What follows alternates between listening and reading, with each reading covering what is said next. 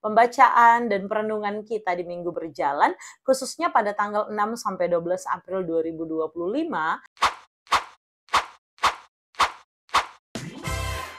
Shalom, damai di hati. Bapak Ibu Saudara, senang sekali di kesempatan kali ini boleh berjumpa lagi melalui channel YouTube kami. Kami mau menyapa Bapak Ibu Saudara dimanapun berada. Terima kasih sudah mengikuti kami bersama dalam channel YouTube ini. Dan senang sekali di bulan April di tahun 2025 ini, di minggu yang pertama kita kembali boleh bertemu untuk membahas pembacaan dan perenungan kita di minggu berjalan, khususnya pada tanggal 6 sampai 12 April 2025. Kita akan membaca dan merenungkan dari Injil Matius pasal 27 ayat 1 sampai ayatnya yang ke-10. Nah, di sepanjang minggu berjalan ini kita dihantar oleh satu tema yang cukup panjang tapi juga begitu menarik, yaitu penyesalan karena telah menyerahkan darah orang yang tak bersalah. Kita akan membaca dan merenungkan firman, namun sebelumnya mari kita berdoa. Bapa, di dalam nama Tuhan Yesus, Engkau Tuhan kami, Engkau Juru Selamat kami, Engkau penebus dosa kami. Kami bersyukur karena kami mengenal Engkau, bahkan menerima anugerah yang sungguh sempurna, sehingga kami yang tidak layak dan seharusnya dihukum ini, kami beroleh kepastian keselamatan di dalam nama-Mu. Terima kasih Tuhan untuk setiap pekerjaan baik yang Kau buat dalam hidup kami. Kami benar-benar menyadarinya bahwa tanpa Tuhan kami tidak dapat melakukan apa-apa. Tuhan, tolonglah dalam hikmat-Mu, sehingga waktu ke depan hamba-Mu di tempat ini, semua pendengar dimanapun berada, dapat fokus pada perenungan firman. Dan ketika ini diberitakan, maka firman-Mu mengubahkan kehidupan kami, memampukan kami untuk dapat meneruskannya dalam pemberitaan kabar baik kepada setiap jemaat yang kami layani dalam perkenanan Tuhan saja. Tuhan, tolong kami punya hati yang mau taat pada firman Tuhan. Tuhan, ubahkan hati kami, Tuhan ubahkan hidup kami. Waktu ke depan kami taruh dalam tangan pengasihan Tuhan. Demi Kristus Yesus Tuhan kami berdoa. Amin. Ya Bapak Ibu Saudara, sekali lagi di sepanjang minggu berjalan ini, kita akan membaca dalam Injil Matius pasal 27 ayat 1 sampai 10. Harapannya di rumah, Bapak Ibu Saudara, so baca dulu pasal sebelumnya sampai juga pasal sesudahnya, terlebih perikop hari ini. Ini akan sungguh memudahkan kita semua dalam merenungkan bagian bacaan yang akan kita baca. Saya pilihkan dua ayat untuk dibacakan, yaitu Matius pasal 27 ayat 3 dan 4. Pada waktu Yudas yang menyerahkan dia melihat bahwa Yesus telah dijatuhi hukuman, ia menyesal lalu mengembalikan uang yang 30 perak itu kepada imam-imam kepala dan tua-tua. Ia berkata, "Aku telah berdosa karena menyerahkan darah orang yang tak bersalah." Jawab mereka, "Apa urusan kami dengan itu? Itu urusanmu sendiri." Ya Bapak Ibu Saudara, senang sekali ya karena kita boleh kembali dalam perenungan di minggu-minggu sengsara ini, terlebih khusus memasuki minggu sengsara yang kelima. Kita boleh membaca satu bagian bacaan Alkitab dari Injil Matius. Ketika kita belajar tentang Injil Matius, kitab yang pertama dalam Alkitab Perjanjian Baru kita, maka kita perlu diingatkan kembali bahwa penempatan kitab ini sebagai kitab yang pertama bukan karena Matius adalah kitab yang pertama ditulis di Perjanjian Baru, atau karena kitab ini adalah Injil yang paling awal ditulis. Sekali lagi, bukan. Atau kita boleh melihat di sini ya, apa sebenarnya yang mendasari, tetapi sekali lagi dapat kita fokuskan bahwa kitab ini menekankan hubungan Yesus dengan Alkitab Perjanjian Lama. Maka kitab ini dapat kita katakan bertindak sebagai sebuah jembatan yang menghubungkan antara Perjanjian Lama dan juga Perjanjian Baru sebagai antara janji dan sebagai penggenapannya. Nah, Bapak Ibu Saudara, Injil Matius ditulis oleh Matius, salah seorang dari murid Yesus di Antiokhia, kira-kira antara tahun 50 sampai 90 Masehi. Matius ini sering disebut orang Lewi ya. kita menemukan ceritanya. Nama Matius berarti pemberian Allah. Matius adalah nama yang diberikan oleh Tuhan Yesus sendiri. Dan Injil Matius ini ditulis untuk orang percaya bangsa Yahudi. Bapak Ibu Saudara, Injil Matius memiliki tujuan yang kompleks. Kalau kita lihat dalam setiap narasi, tapi juga penyampaian yang ada di dalamnya, ini sebagai sebuah penegasan mengenai nubuat-nubuat yang ada di Perjanjian Lama, tapi juga sebagai sebuah apologetika terhadap serangan-serangan pandangan Yudaisme, dan untuk membuktikan bahwa Tuhan Yesus itu adalah Mesias. Perhatikan ya, membuktikan bahwa Tuhan Yesus adalah Mesias. Dia adalah Raja Penyelamat dari keturunan Daud. Ini sebagaimana sudah dinubuatkan oleh para nabi dalam Perjanjian Lama, kemudian digenapi dalam Perjanjian Baru ini. Nah, dari hal itu kita boleh menemukan ya bahwa dalam Injil Matius ini keyahudian begitu ditonjolkan. Kita boleh mendapatkan bahwa ada cerita-cerita Yesus yang begitu kental berkaitan dengan tradisi Yahudi. Misalnya ada dua hal yang coba saya angkat. Yang pertama, Matius itu menampilkan silsilah Yesus dari Abraham, bapa leluhur Israel, dan berulang-ulang kali menyebut Yesus sebagai anak Daud. Maka hubungannya dengan Perjanjian Lama begitu kental. Yang kedua, Matius ini sepanjang catatannya menggunakan istilah kerajaan surga, bukan kerajaan Allah. Itu karena memang orang Yahudi tidak menyebut nama Allah dengan sembarangan. Sebenarnya ada banyak lagi ya, tapi rasanya dua hal ini cukup memberikan penjelasan kepada kita semua keterkaitan antara keyahudian Yesus dan juga konteks yang mau disampaikan ya dalam bacaan ini sebagai tujuan dari penulisan Injil Matius ini.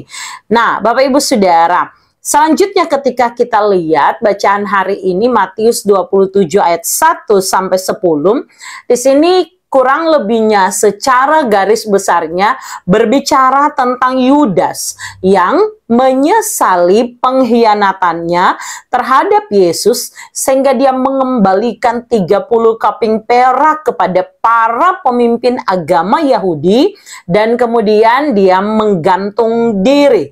Sementara kita mendapati di pihak lain imam-imam kepala, para tua-tua Yahudi pada waktu itu mereka tidak mengambil uang itu tapi justru membelikannya sebidang tanah. Di sini kita juga mendapatkan ya peran Yudas dan bagaimana para pemimpin agama Yahudi itu berusaha menangkap dan membunuh Yesus.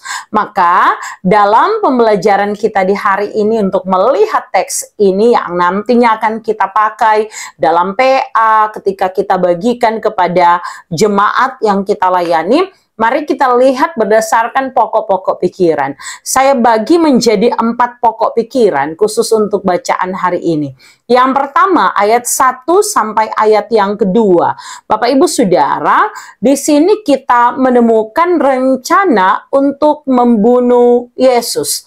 Dalam terjemahan baru 2, ini dibuatkan menjadi satu perikop sendiri dengan judul Yesus diserahkan kepada Pilatus. Saya tidak mau jelaskan kembali kenapa harus ke Pilatus, karena kita tahu wilayah Yudea dan seterusnya bagaimana harus menyelesaikan satu konflik terhabis khusus memutuskan satu perkara di pusat pemerintahan.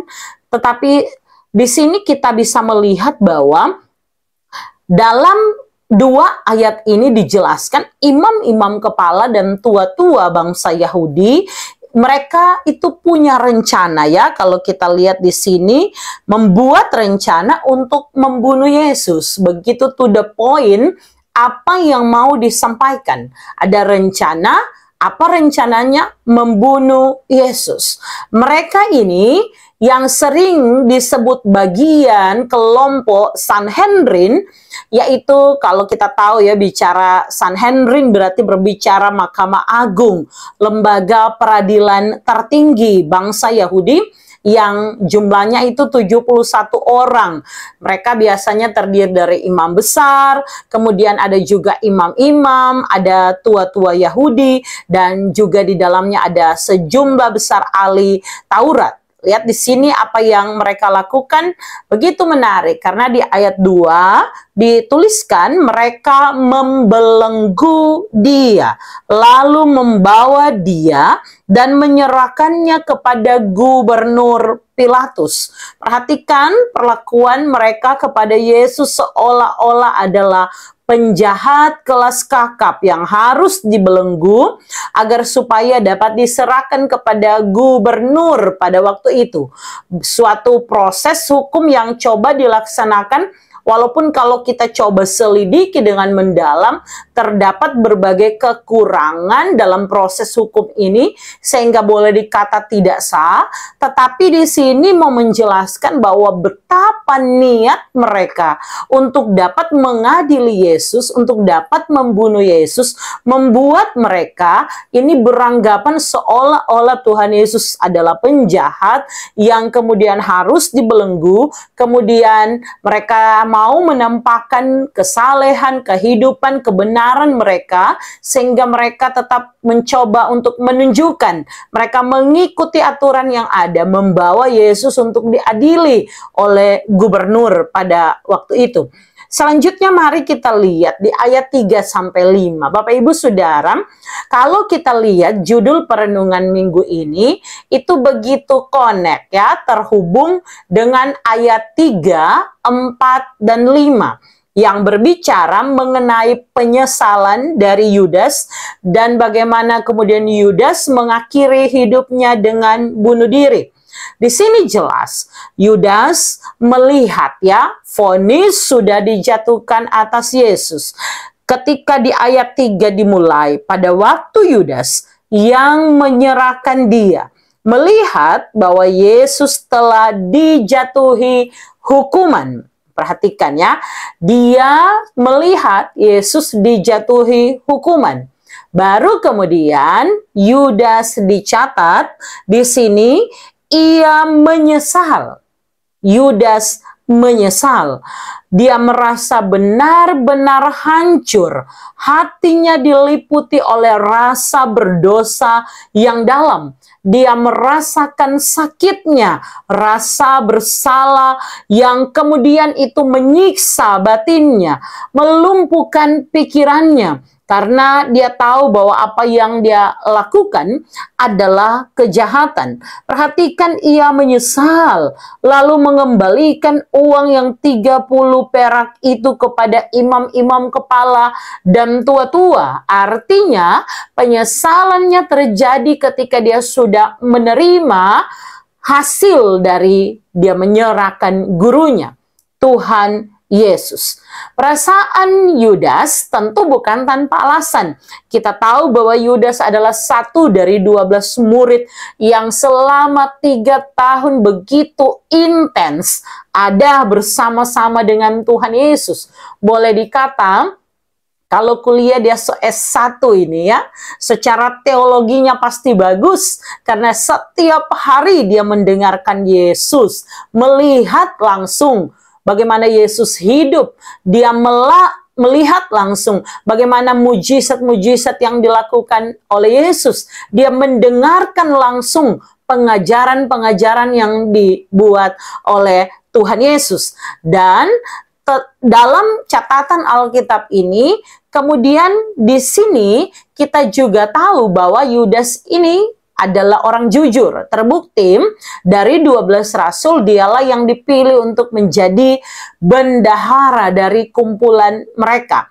Bapak Ibu Saudara, perhatikan kedekatan Yudas dengan Yesus, tapi juga kepercayaan yang diterima Yudas sebagai seorang bendahara dari kumpulan para murid ini sayangnya itu tidak berbanding lurus dengan apa yang kemudian dia lakukan.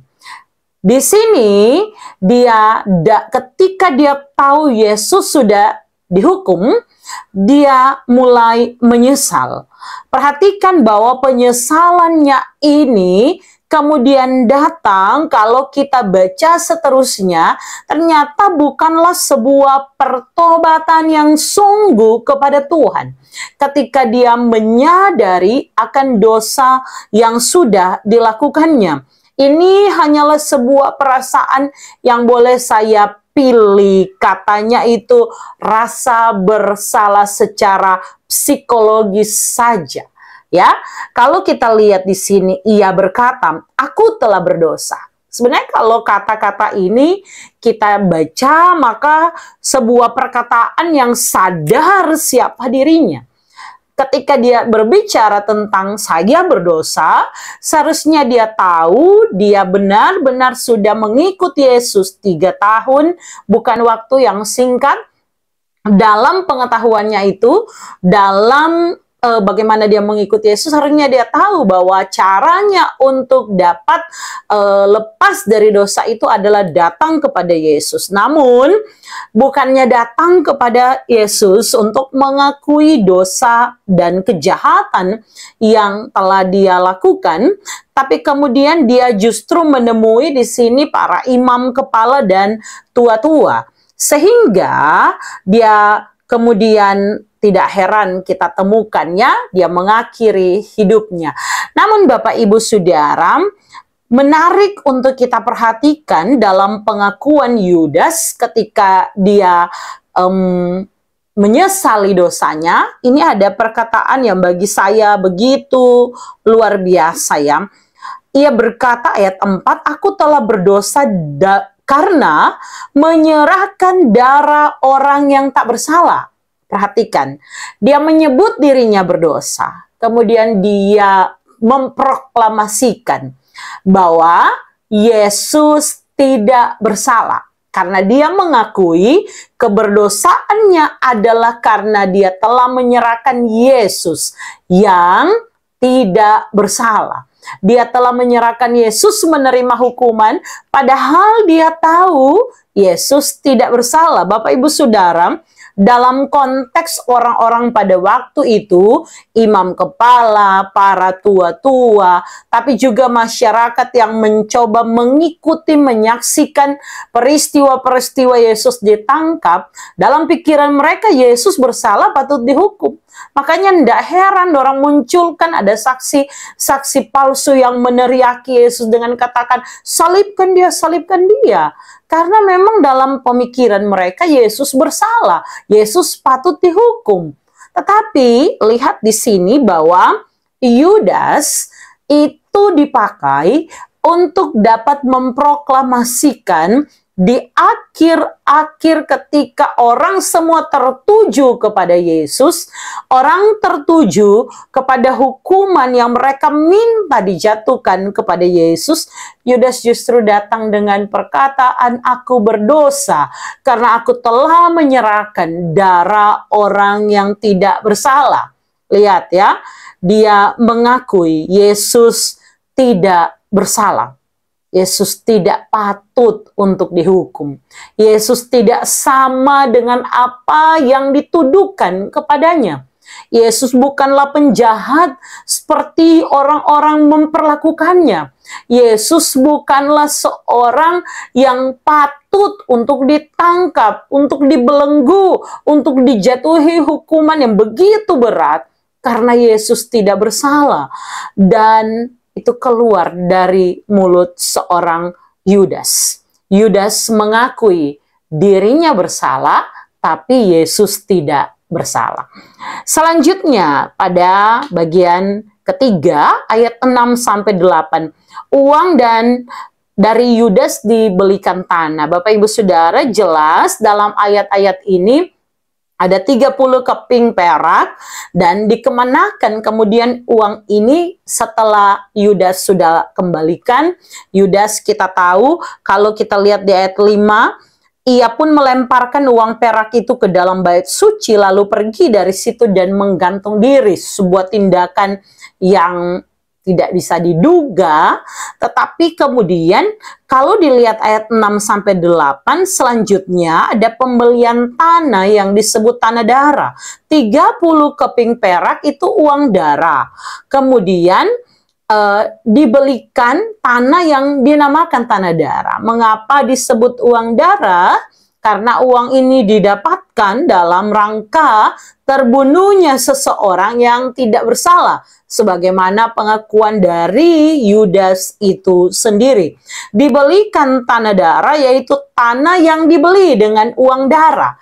Uang tadi ya, atas darah orang yang tidak bersalah. Sehingga di sini kita temukan kebenarannya bahwa uang itu benar ada, karena dicatat pada ayat yang ke-8, itulah sebabnya tanah itu sampai pada hari ini disebut tanah darah. Nah, yang terakhir ayat 9-10, penggenapan nubuat Nabi Yeremia. Kali ini penulis mengutip Yeremia 32 ayat 6-9. Kita kembali kali ini menemukan penegasan akan kisah Yesus terjadi sebagaimana jauh sebelumnya sudah dinubuatkan oleh para nabi, termasuk di dalamnya Yeremia yang mengatakan mereka menerima 30 uang perak, yaitu harga yang ditetapkan untuk seorang menurut penilaian yang berlaku di antara orang Israel. Ayat 10, dan mereka memberikan uang itu untuk tanah tukang periuk seperti yang dipesankan Tuhan kepadaku. Bahwa benar ya, bahwa apa yang terjadi atas kehidupan Yesus jauh sebelumnya sudah dinubuatkan oleh para nabi, digenapi dalam kesaksian apa yang Yesus tunjukkan. Sungguh luar biasa. Bapak Ibu Saudara, bacaan minggu ini mengingatkan kita semua ya, bagaimana kasih terbesar dari Allah yang datang ke dalam dunia jadi manusia. Dia punya sifat-sifat ilahi, dia tidak berdosa, dia kudus adanya, dia suci adanya. Tetapi kemudian apa yang seharusnya ditanggungkan kepada kita, dia mau tanggung itu. Dia yang dibelenggu, dia yang kemudian dihukum. Dia menerima semua itu, padahal seharusnya yang binasa kita semua karena dosa pelanggaran kita. Tetapi sungguh besar kasih Allah atas dunia ini. Selanjutnya perkataan Yudas sungguh mengingatkan kita bahwa dia tidak bersalah, sebaliknya kita ini yang orang berdosa yang seharusnya dihukum.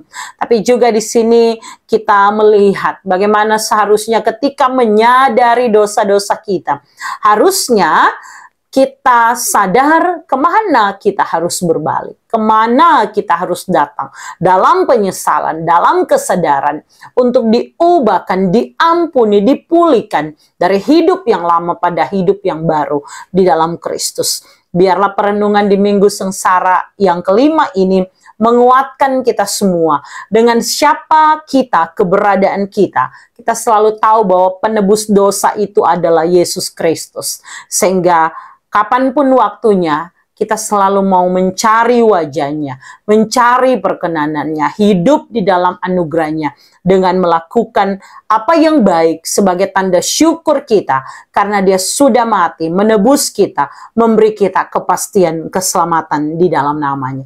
Tuhan memberkati kita semua, dan mari kita melihat ada 3 di sini pertanyaan MTPJ untuk minggu berjalan. Kita akan baca dan kita coba jawab sama-sama ya. Yang pertama, apa yang saudara pahami tentang penyesalan karena telah menyerahkan darah orang yang tak bersalah? Dari perenungan Matius 27 ayat 1-10. Bapak Ibu Saudara, Yudas mengakui dirinya bersalah dan dengan demikian mengungkapkan kepada dunia, kepada para tua-tua, para imam-imam pada waktu itu bahwa Yesus tidak bersalah. Yang bersalah dia. Yesus tidak berdosa. Yesus yang punya sifat-sifat ilahi itu, dia kudus, dia suci, dia tidak berdosa, itu benar adanya. Penyesalan Yudas di sini tentu sebagai orang Yahudi, Yudas tahu persis ada 2 aturan setidaknya. Aturan pertama, Ulangan 16, saksi palsu yang bersaksi melawan seseorang sampai orang itu dihukum mati adalah orang terkutuk. Dan yang kedua, Ulangan 27, bahwa jika seorang menerima uang suap dari bersaksi palsu tentang seseorang agar orang itu dihukum mati, dan kemudian terbukti bahwa kesaksiannya palsu, maka orang itu harus juga dihukum mati. Nah, tentu hal ini mendorong dia secara psikologis, bahasa saya tadi, kemudian mengakui bahwa dia yang salah, bukan Yesus. Dia yang berdosa. Seharusnya Yesus tidak menerima hukuman itu, maka ada rasa penyesalan karena dia telah menyerahkan darah orang yang tidak bersalah.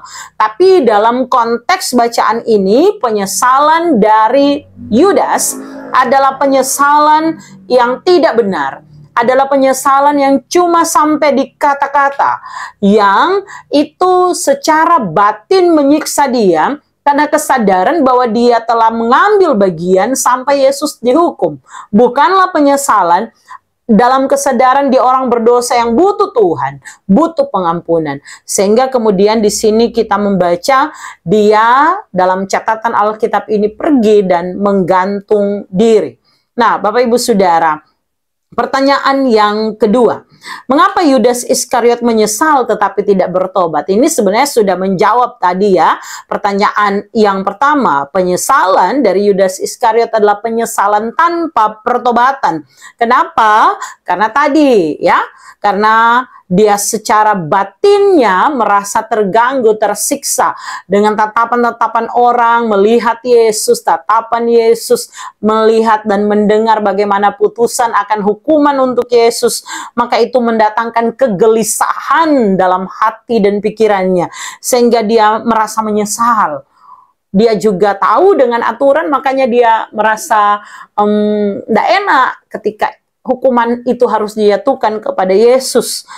Sehingga dia terlihat datang kepada para imam, para tua-tua, kembalikan uang yang dia ambil setelah menyerahkan Yesus, namun tanpa pertobatan, karena dia tidak mencari Yesus pada waktu itu, tetapi dia kemudian mengakhiri hidupnya sendiri, bunuh diri. Bunuh diri bukanlah akhir dari seorang yang hidup dalam pertobatan.